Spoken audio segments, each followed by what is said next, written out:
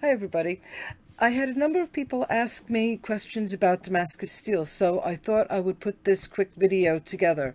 This was from a talk I gave years ago, so it might be a little bit out of date with some of the information, but generally speaking, I hope you find it useful.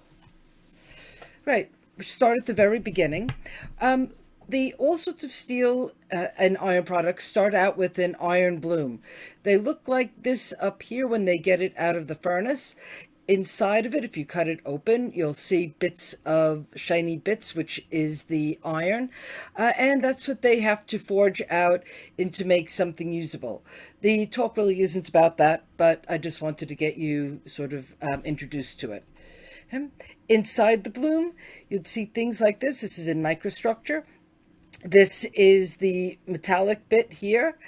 And this is what this under the microscope looks like this. This is perlite here in a ferrite matrix. But we're not here to talk about the whole thing on microstructures. Okay. This is your iron. I just said nothing on microstructures, but here's an iron carbon phase diagram. Basically, you either know about them or they don't. This is not a talk about these either. But the thing to know is this is when you have pure iron. Iron is needs a very, very high temperature to melt. Whereas when you're adding carbon to it, it goes down here and it's lowering the melting temperature. That's when you're adding more carbon. That's the carbon line down here. We're interested really in this small area here of the iron carbon phase diagram. But I don't want to go into this here. There'll be another talk on that. Okay, so to Damascus steel. Right. Basically, a few things. Some people say, okay, some common things that people say about Damascus steel. One, that it was produced in Damascus. Two, that it was only produced in India or Sri Lanka using so-called wootz steel.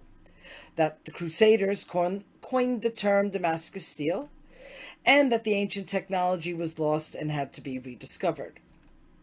Well, yes, Damascus was a place of distribution of swords, but there is absolutely no evidence that it was actually ever made there.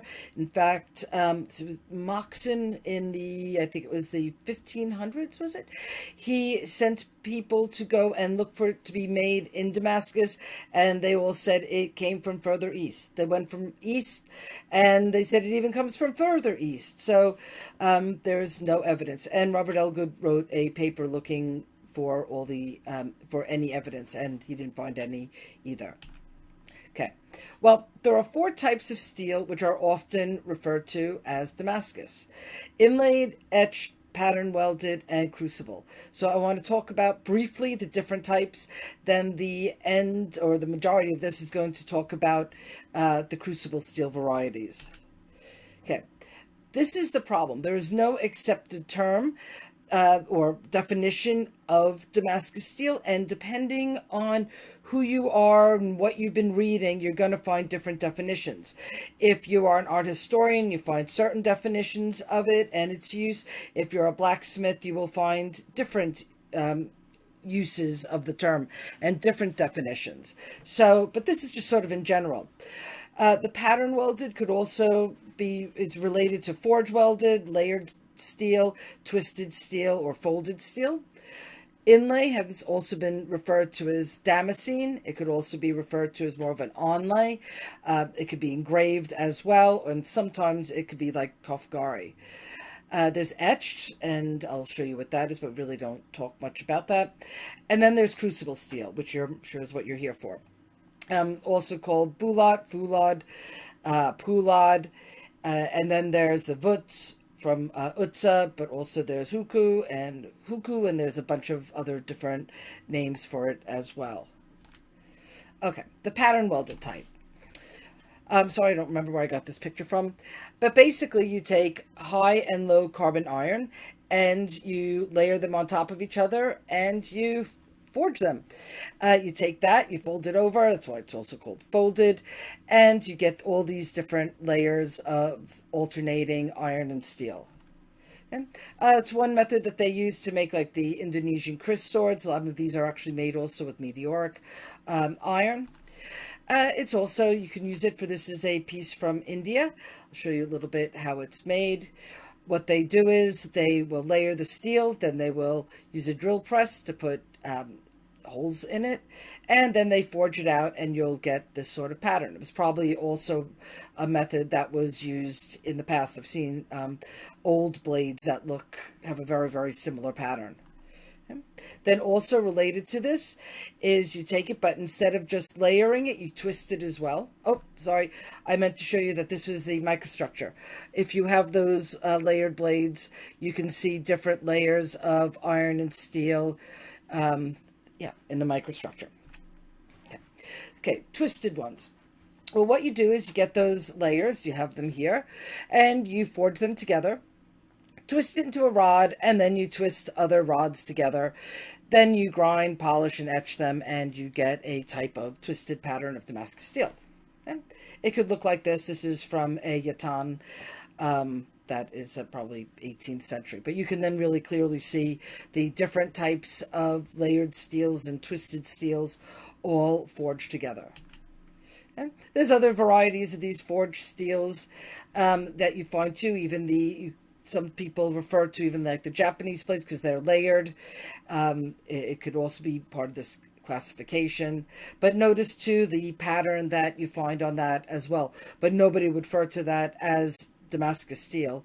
But you can see how the pattern is very similar to the other methods. Okay. Here too you could see when you get close to it, the different layers here. Okay, inlaid, just really briefly, that's when you cut out a hole in the steel and you inlay something like gold or silver or other types of iron and steel in it, or sometimes bronze, brass.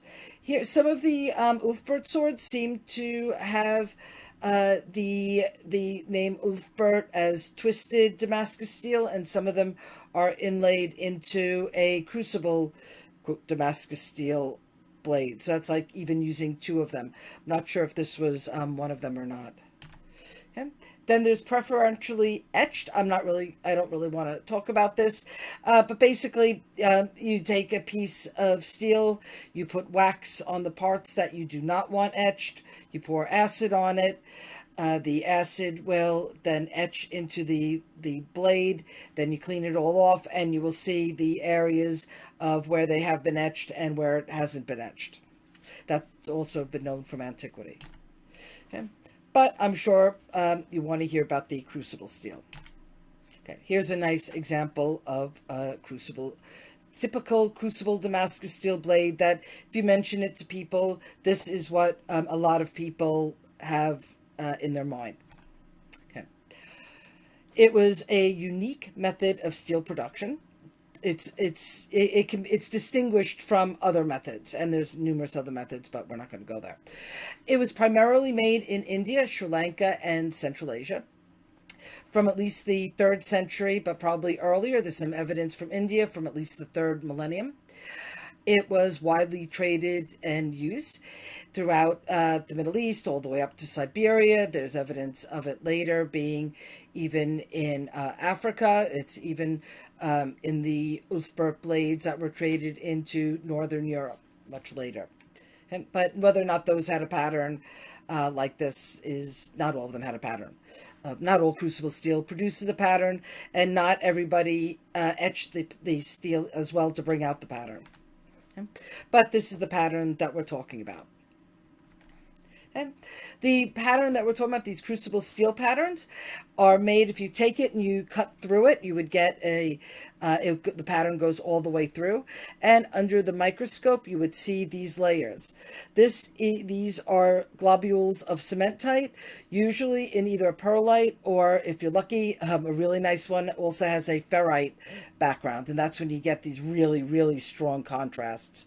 This one here looks more like it is in a here it says a wootz thing, but it isn't. It's a Mughal dagger, and it's from Central Asia, so northern India, but nevertheless. But this looks like it's a perlite microstructure in the background.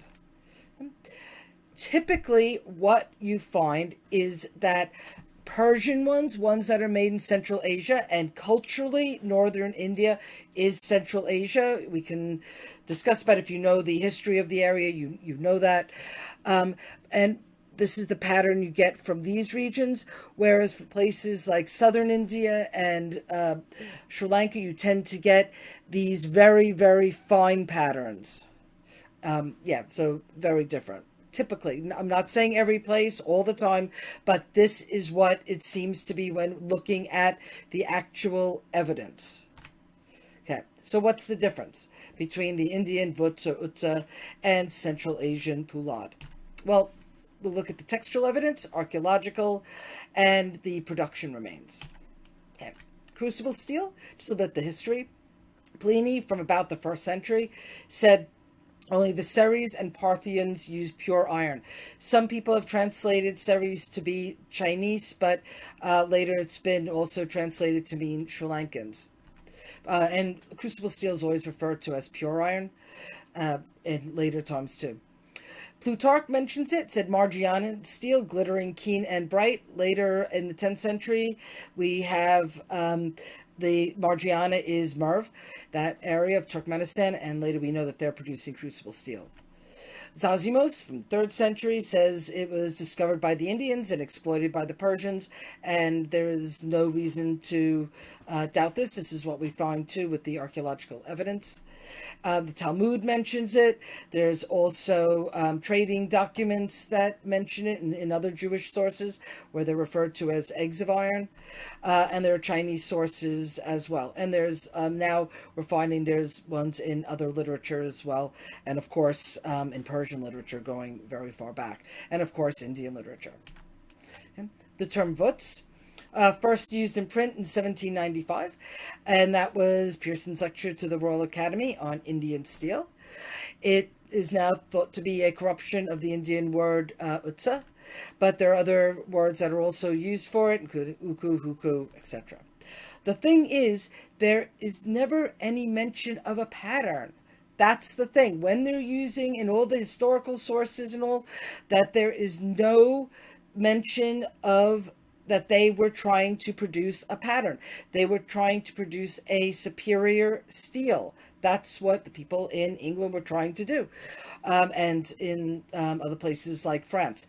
It wasn't there. I've not been able to find any suggestion until later that they start to use the word wootz in relation to a pattern steel, not from primary sources. Difference in the word pulad. There's textual evidence before about the 6th century in a Middle Persian text. I think it was Manichaean and maybe it was poetry if I remember.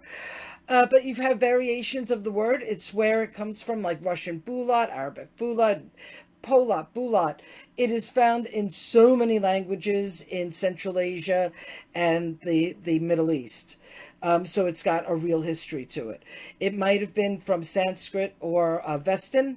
The word or the prefix pu means to purify, and there's many times the word loha or lauha means iron. And again, it's often referred to as purified iron. It is also often described as glittering or having a pattern. And that goes way back in time. So again, that's one of the differences. Okay. There's also early archaeological evidence of objects. 1st century sword from Taxil in Pakistan. There's swords from Kieslowitz that I looked at, that's been published.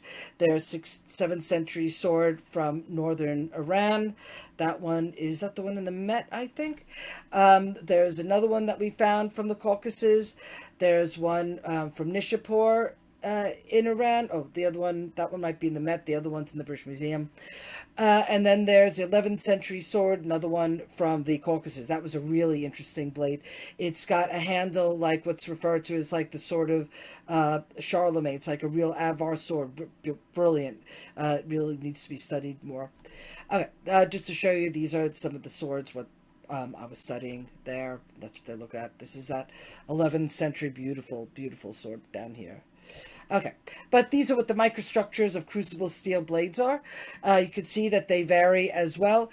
This one here, you could start to see the banding developing. Here, not so much so. Little bit here with it.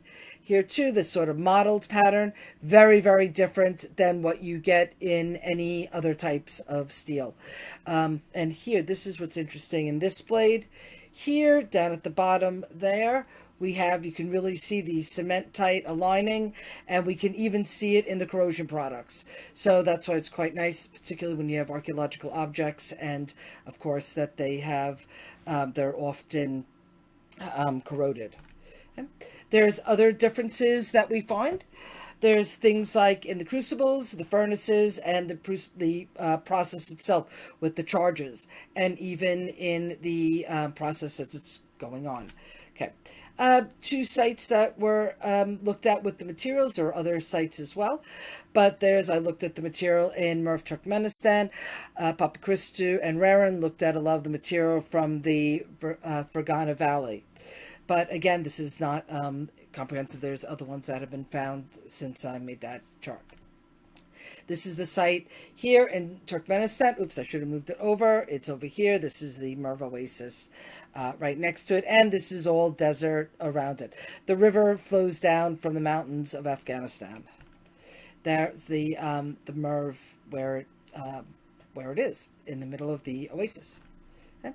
That's the city of Merv. In about 1150, it was said to be the largest city in the world. And whether or not it was the largest, it was a very large one. Oh, the crucible steel site's actually over here. Sorry, the star moved. It should be about here. This is the ancient, one of the ancient cities. This is the Bronze Age city here. This was the Iron Age city over here. This is the wall from the later Islamic city. This is the earlier Islamic city. Here was all the industrial remains, and there's remnants here of pottery and glass and copper working, all sorts of different sorts of remains. And that's just a little bit to show you what the city looks like. Over here, too, these were all bunches of workshops over here. There was a bunch of iron working, too, that we found over here. Okay. That's what you could find the crucible steel workshop at the time by just walking along. All these here, these are bits, the dark ones here are parts of the wall and parts of the lid. There's lighter parts that are also parts of the crucible. I'll show you in a second. That's that. This is a part of the wall with a slag fin here. These are droplets from when they had like a carbon boil. When they're heating it up, it's known to occur for people who do experiments. They'll know what I'm talking about. This is the bottom of the crucible. It's much thicker. Here it's really very thin and black colored. This is very thick and white. It is also, they were sitting on this refractory pad here. This is a crucible steel ingot. We sectioned it. They look like little pine cones. The ingots are all in Central Asia, are always referred to as egg-shaped. In different languages, even they refer to it, and all that we find are also sort of egg-shaped. And you figure if when they were fresh, they would have been shiny and they would have looked like steel eggs. And that's what they were actually referred to. You don't get that in India. Okay. When we cut it, this is what we saw.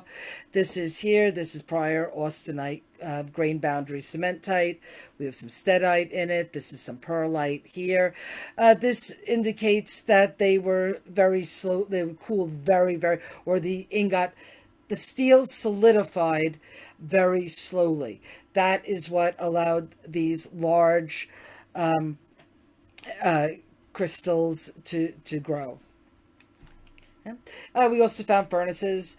These are around here. This was the exit flues here. This one was used another time, and the last exit flues are out this way. Here's another one here. We have other ones too that we excavated. We had reconstruction of it. The air came up from the bottom like a producer gas furnace. It will make hydrocarbons, and then the hydrocarbons will burn again and then go out the side. That will account for why the bottoms have an oxidizing atmosphere and the tops have a reducing atmosphere, and it explains why they could reach the high temperatures that they did. Okay.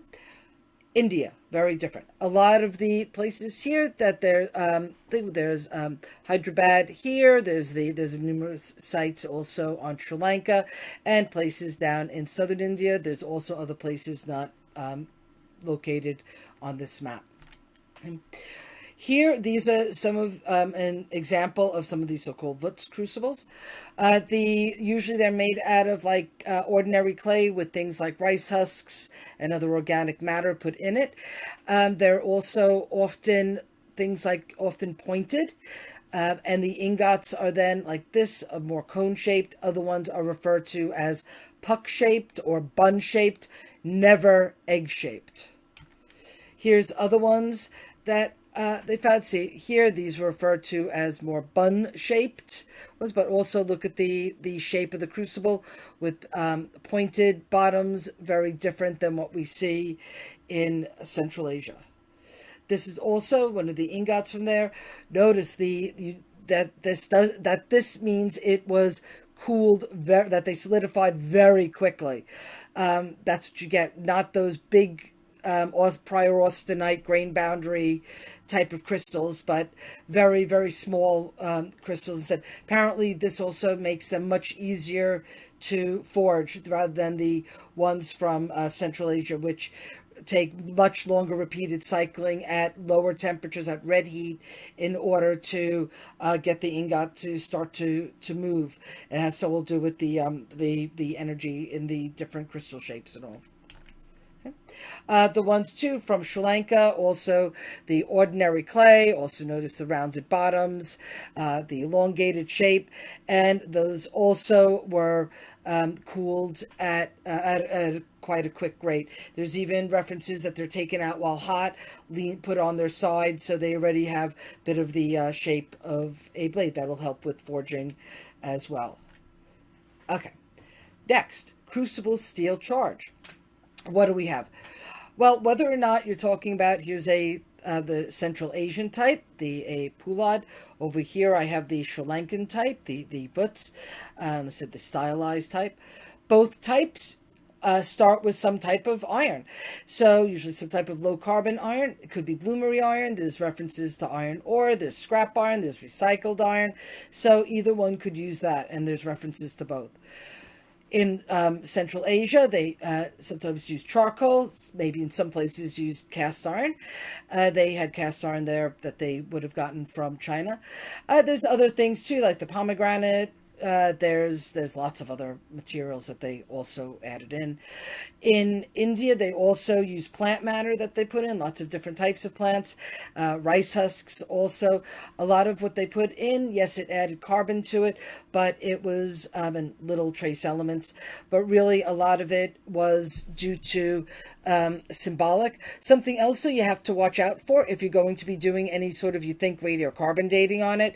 They were using things like shells in it and also old slag.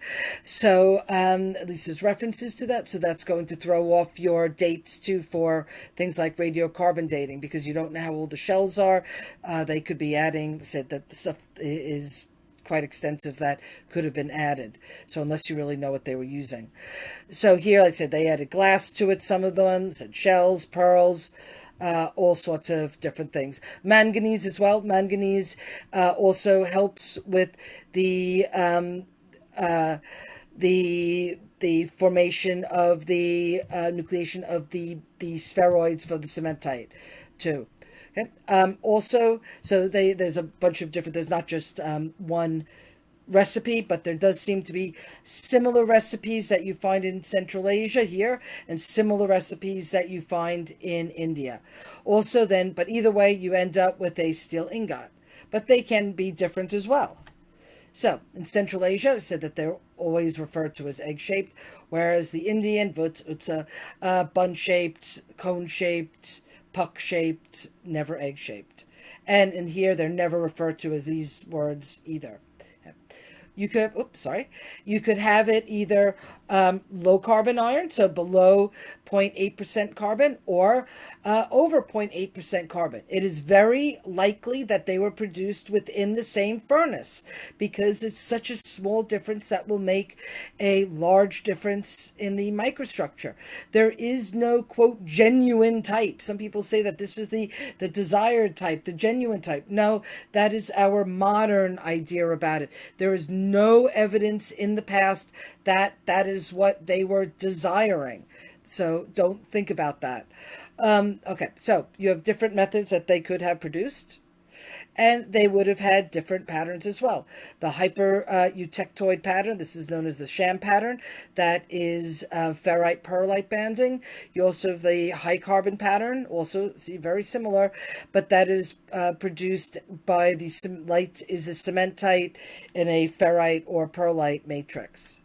One other thing I would like to say, that with the ingots from Central Asia, they tend to be slowly cooled, where the ones from India tended to be quickly cooled.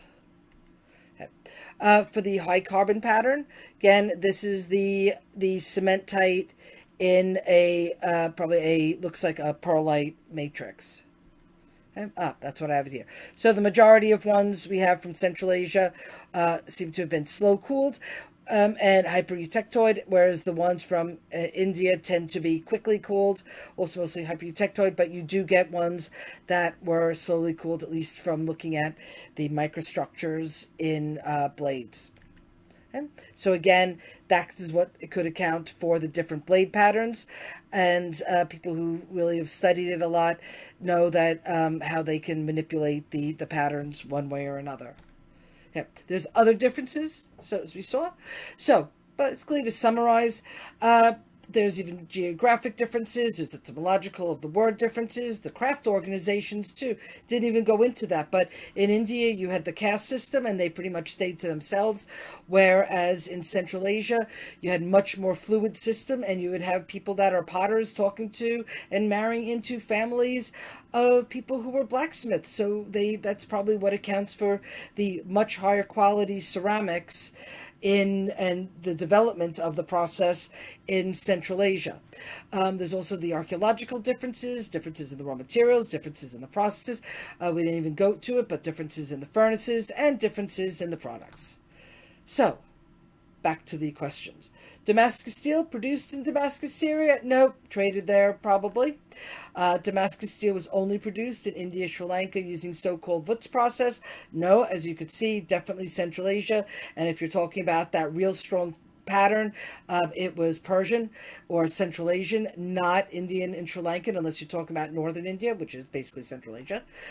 Crusaders did not coin the term Damascus steel. I'll talk about that in a second. And about the ancient technology wasn't lost. We'll talk about that in a second too. We have the possible origins. Well, it wasn't the Crusaders. We had, I think it was al-Biruni and possibly al-Kindi beforehand during early medieval Islamic period, saying that swords were named sometimes after the location of the mine, sometimes the location of the workshop, sometimes the name of the blacksmith, sometimes after the blade's appearance. So, and they used the term Damascus steel. He also talks about different ways of making a pattern on a blade, so that you could layer steel to make a pattern, you can inlay a blade, you can etch a blade, or you could use crucible steel. He even, al-Biruni even says sometimes they don't even etch the blade if they don't want the pattern to come out. So us assuming that they always wanted a pattern is our modern view, not necessarily that of people in the past. But if you did want to bring out the pattern, you would use some sort of etchant on it. And so the last one was it lost? Well, somebody's always been making it. They still make it today in the country of Georgia. There's even places in Central Asia, people who are making it. There's people in Europe who are doing great reconstructions of it. There are people all over, even America, that is doing it. There's people that I know in Australia, and there's people in New Zealand, people all over. I don't know. Do I have any friends in Africa that are also making it? Probably. But to go back in time, a lot of the information now people were getting from the Europeans who investigated it. So we had Joseph Moxon. I said the 1500s. Sorry, it was 1600s. That we have it in France. We have it. Scott. His burial is at in outside of Britain. I've been to the church with it. There's also there's Banks, there's Pearson, there's Mouchette, there's Faraday, there's Nassif, there's Baleo. There's so many people. And then there's people in America that have been studying it since well, basically from about the 1960s or so. So it has been around. It's the also all of our alloy steels today come out really of Faraday's research into it, because he's the one, him and Stoddart found the making alloy steels. They were trying to make really good crucible steel, and they discovered alloy steels, and then that's how they went with it. Anasov too, his diary has a whole bunch of different recipes that he used and how he made all sorts of different patterns with it. And the interest, of course, is still continuing to forge ahead today. Yes, in both research and so many people making it. All right, so thank you for staying to the end. Please like and subscribe, because I want to keep growing my YouTube channel, make more videos of all these sorts of things that I've been working on from the past. But basically, I want to help people to think about material culture from different perspectives, so you can create your own innovations to share with the world. If you want the references to this, it's they're on academia.edu. My PhD is on there as well. Sorry if I misspoke with anything here, but there was a lot, as you see, to get out. All right, I hope you enjoy it. All right, thank you.